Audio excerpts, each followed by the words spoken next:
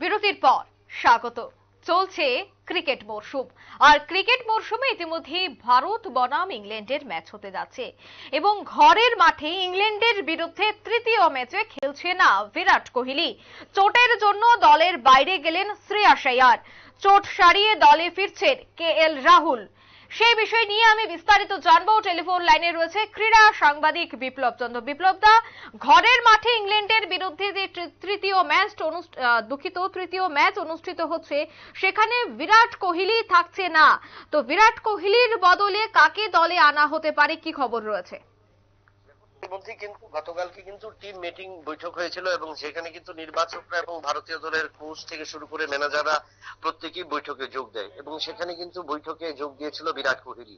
এবং বিরাট কোহলি সেটা জানিয়ে দিয়েছে যে বাকি যে 15 তারিখ থেকে যে তৃতীয় টেস্ট ম্যাচ এবং তারপর আরো দুটো টেস্ট ম্যাচ আছে, সেই দুটো টেস্ট ম্যাচে সে খেলবে না এবং সেক্ষেত্রেও প্রথম দুটো টেস্টের আগে যে কারণ দেখিয়েছিল সেই কারণেই সে দেখিয়েছে যে ব্যক্তিগত কারণ, সেই কারণে কিন্তু টেস্ট ম্যাচ খেলবে না। এই মুহূর্তে কিন্তু ভারতীয় দল গঠন করার পর নির্বাচকরা কিন্তু যে দুজন ঘরের মাঠের বাইরে ছিল বা চোট সমস্যার কারণে তারা কিন্তু দলে ফিরবেন।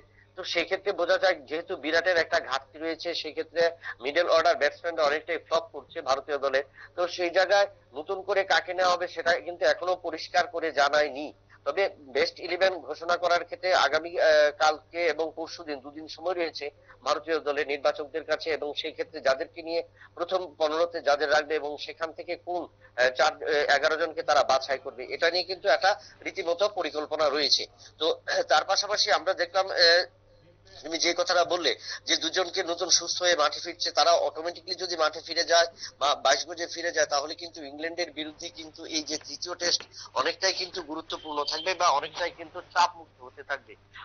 কারণ ভারতীয় দল ইতিমধ্যে বিরাট কোহলিকে না থাকার কারণে কিন্তু মিডল অর্ডারে কিন্তু একটা ঘাটতি এবং দুর্বলতা পরিলক্ষিত হয়েছে। আমরা দ্বিতীয় টেস্ট ম্যাচে দেখলাম যশস্বী জয়সওয়ালের 20 রান এবং পরের ইনিংসে দাঁড়াতে পারেনি। সেই জায়গায় দাঁড়িয়ে মিডল অর্ডার ব্যাটসম্যানরা কিন্তু প্রতিবারই কিন্তু ফ্লপ হচ্ছে। তো সেই জায়গাটা যদি ধরে রাখতে হয় বা তৃতীয় টেস্টে সিরিজে যদি এগিয়ে যেতে হয় তাহলে কিন্তু তৃতীয় টেস্ট অটোমেটিকলি ভারতীয় দলকে জয় করতে হবে।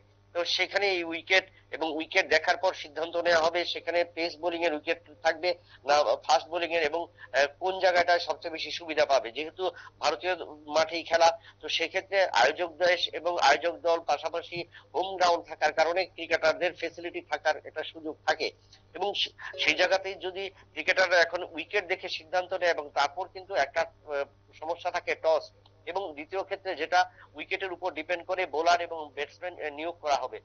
তবে এটা ঠিক যে আগামীকালকে ভারতীয় দল পৌঁছে যাবে এবং সেখানে কিন্তু যাওয়ার পর উইকেট দেখে তারা সিদ্ধান্ত নেবে সেরা কোন একাদশকে নিয়ে ভারতীয় দল তৃতীয় টেস্টের জন্য ইংল্যান্ডের বিরুদ্ধে নামবে। অঙ্কিতা, ধন্যবাদ বিপ্লব দা। চোটের জন্য দলের বাইরে রয়েছে শ্রেয়াস আইয়ার, চোট সারিয়ে দলে ফিরলেন কেএল রাহুল এবং রবীন্দ্র জাদেজা। যদিও এই খেলায় অংশগ্রহণ করছে না বিরাট কোহলি, পারিবারিক কারণেই তিনি খেলছেন না বলে এই মুহূর্তে জানিয়ে দিয়েছেন। নিয়ে নিতে ছোট একটি বিজ্ঞাপন বিরতির সঙ্গে থাকুন।